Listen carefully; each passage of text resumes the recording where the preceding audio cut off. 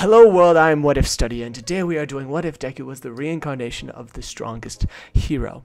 So, back in the day, back when the first heroes were very, very strong, they were the first heroes to ever be born.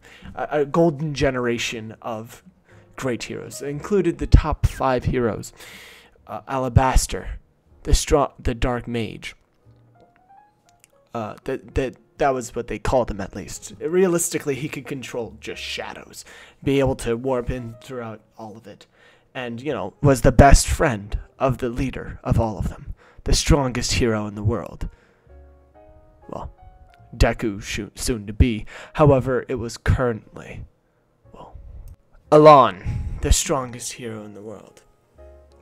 He quelled the darkness. He was so powerful in physical might that he was basically able to repel every single force that came at him. He repelled all of the darkness, the villains back into the underground at one point.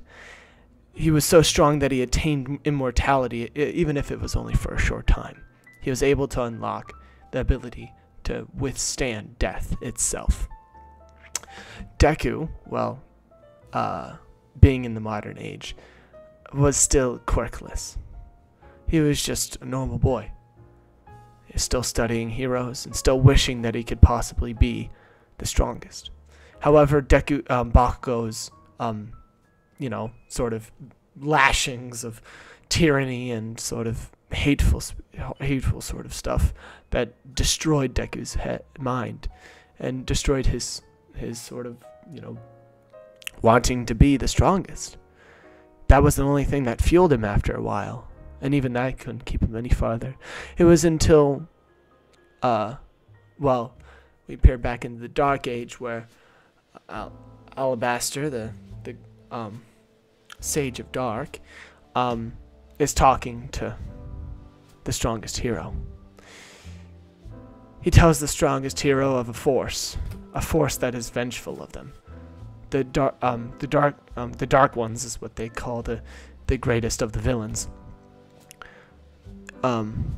Your older brother, he's come back, and he's coming straight for you. As then a massive battle starts up. All for One, the greatest villain that anyone's ever seen, shows his true power against the strongest hero. Our hero, his name was not to be uttered. It was simply unknown. It was never to be known. Or simply was never written down in text. Even how much power that he had, he could not fight back against the immediate power boost from All for One. He was just too much for him. That was exactly why he struck down the strongest hero, was because the strongest hero was attaining a level power to rival his. Struck him down into the earth, locked him down in there, in a sort of soul hell, a place where he cannot leave. For almost 400 years he stood against the test of time, trying to fight his way back up, but was never successful. Even all of his power and might would never get him back to the surface, as the surface world started to decrease in its heroes.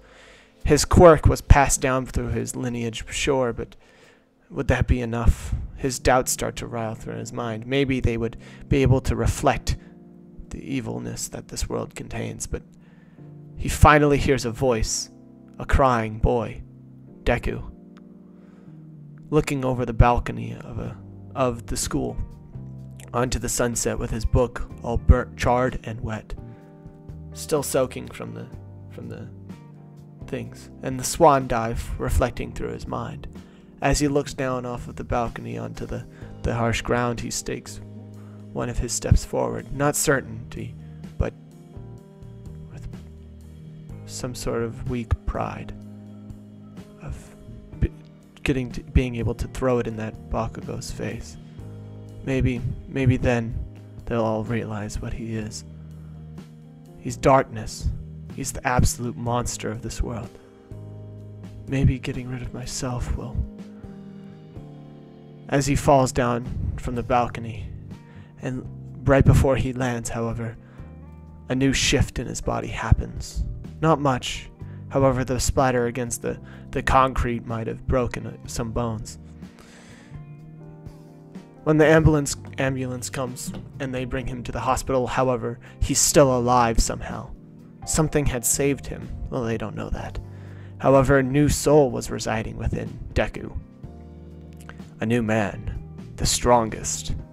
As he wakes up from his bed at his house, his mother looks worried, sick, almost crying, weeping, and asking him why and why. Why would you do that? As then he comes to and he has zero clue how to answer. Woman, I don't know how to answer you. She says, oh God, he had a concussion. It must have been concussion. As then she leaves the room, crying to herself as he says, what the fuck? As he looks down to his whole body, seeing, the ragged drapes and the blood splattered all over him. However, he was changed. So why did I say that? Sorry. He's changed into new clothes, and he's just surprised to see how small his body. What am I, 14? No, I'm the great hero. What are these peasantry clothes? As he looks around to see, his whole room has so much technology, so much everything. I mean, it was almost medieval times back then. What time is it now?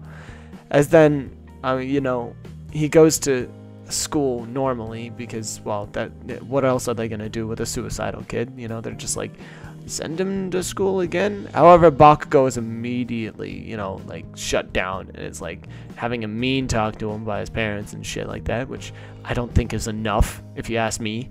But, whatever. I guess Bakugo gets away with it because he's Bakugo and he can basically blow up the building if he wants to, so it doesn't even matter. Other than that, a certain anger reflects inside of Deku when he sees Bakugo's face again. However, Bakugo, instead of looking at him with hate and disgust in his eyes, he almost looks away as he lets out a huff and then stomps away into the schoolroom. As then everybody sits down. As Deku looks around, everybody's a little bit worried for him. They don't really want to acknowledge it, but there's something in the air. And, he notices this and is quite blunt for the old hero. He says, why is everybody looking at me so weirdly? Speak your minds. I hate small talk. So, well, I don't think that you really want that, young Deku. As the, teacher comes in, he says, you see, people get a little bit awkward when you start to bring up stuff like this. I'd rather you keep it on the lower, alright? As he kind of whispers this to Deku, and then immediately continues his conversation about what's happening in class. Class starts to be taught, and he says, he thinks in his mind that I already know all this. Everything here. Why do I even stay? As he starts going to school just simply because he has to. He's forced to. Other than that, Bakugo stays away from him. He starts to try to recover his power that he had before. The immense physical strength seemed to be still stored away somewhere inside of him. He had to find some sort of lineage. What happened to the heroes? As he finds his Charta book inside of Bakugo's desk. As he picks that out, and then Bakugo comes back and then sees him and almost gets mad, however stops from yelling and just simply looks to the ground and says, it is yours, I guess. Here, take it. As then Bakugo just leaves it inside of Deku's hands. As then Deku says, so you're the one. As Bakugo looks back saying, what do you say? Deku says, oh, you're the asshole that made me do suicide, eh? He says, did you get a concussion, idiot? He says, you can say sort of something like that, I guess. But the first order of business is you need to pay. As then, something starts in the middle of the classroom. Everybody kind of gets silent as they see, the freaking mentally depressed kid stand up to, the kid that says he's going to be the top one hero. and has the firepower to bolster with it. Bakugo has been going to the gym recently and does look threatening as shit. However, Deku does still have his combat knowledge from his knowledge from his fighting before. Fighting through millions of villains will give you some sort of experience. As then he says, I'm not really interested in any sort of petty revenge for something that you did in a different life than mine. But I do feel a sense of pride hurt, for you hurt my body. You hurt the person that was here before. And that is enough for a death sentence, sir. However, I won't carry it out myself. I'll leave it for one day when I gain back enough to beat your ass, just enough. As Bakugo immediately places his hand on top of Deku's shoulder, he says, I'll look forward to it, Deku. As then, shivers kind of go down Deku's spine as he gets excited almost. As he hasn't had a challenge in almost a year by this point. Once everybody starts announcing their schools, when Deku announces his, they're like, oh, okay, so he's just doing this to get back at Bakugo. Gotcha. Everybody's like, acts normally about it. However, Deku is starting to regain all of his power. He had to shortly wait for his muscles to start to grow in. However, now comes his sort of quirk. His quirk that he had before, which would grow with his body. Since he's been working out every single day trying to increase his body's maximum power, he starts to increase All for One. He was the original proprietor of All for One. He now starts to gain back a little bit of that power as it ignites inside of his eyes and a golden aurora around him. As he goes out nightly looking throughout the city trying to find the heroes. As he sees the heroes fighting, he says, what has happened? They're so weak. As he sees, Tiger, when he originally saw Woods and, the other girl, fighting over who would get the capture on the villain, he says, what selfish heroes. They don't even earn to be heroes. What are they doing? Like little kids looking for something. Aren't they fighting for their lives? God, that's embarrassing. I'll make sure that this new generation will be the strongest. Stronger than the last. And then it comes with Bakugo. I have to challenge him, make him think that I'm stronger than him, and make him challenge himself. I see great potential within that boy. I can sense him training right now. Even at almost like 10 o'clock, that boy is still training at the gym. I can't wait to see what kind of destructive power he has. And he goes around trying to use his powers to sense potential inside of people. That's what the golden aurora in his eyes also does. He can sense somebody's quirk, and he finds Ojiro, who he can already sense that his quirk is manifested throughout his body. As he comes to Ojiro in the middle of his gym practice saying that, I've never seen that type of quirk before.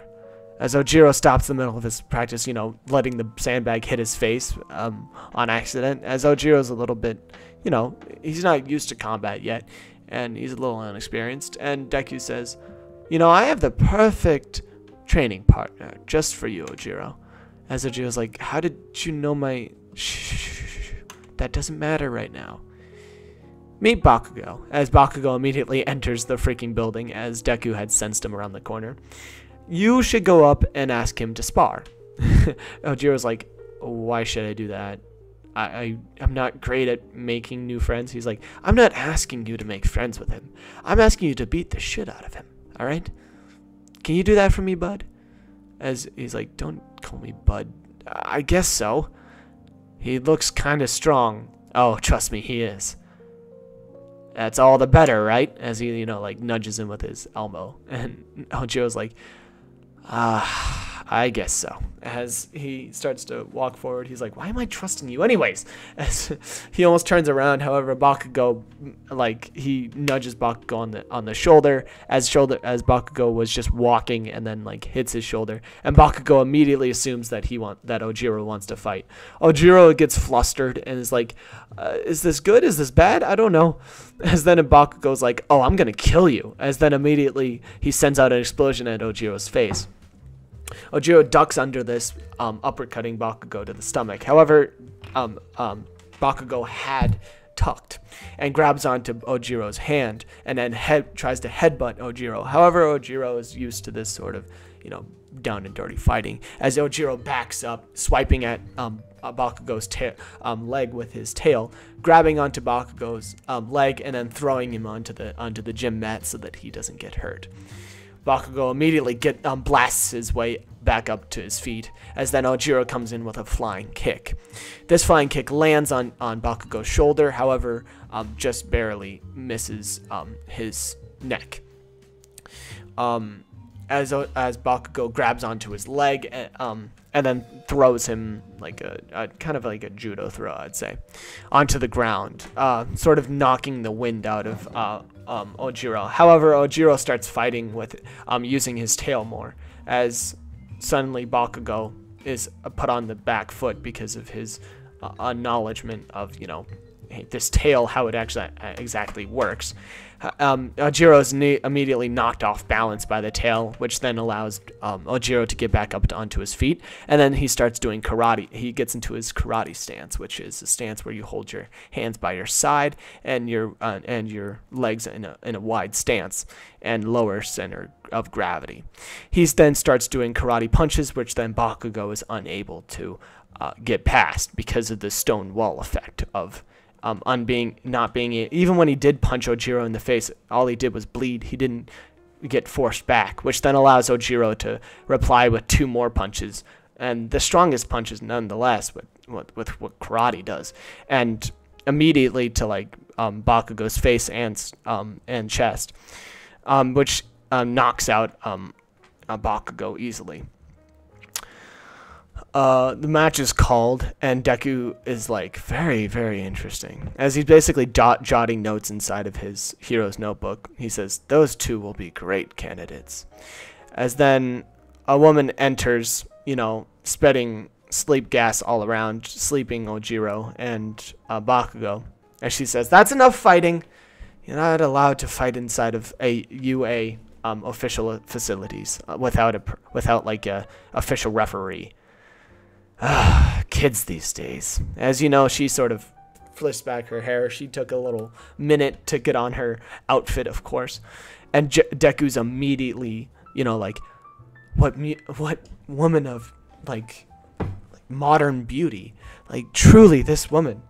He's immediately entranced, basically, by her sort of, her looks. She looks beautiful.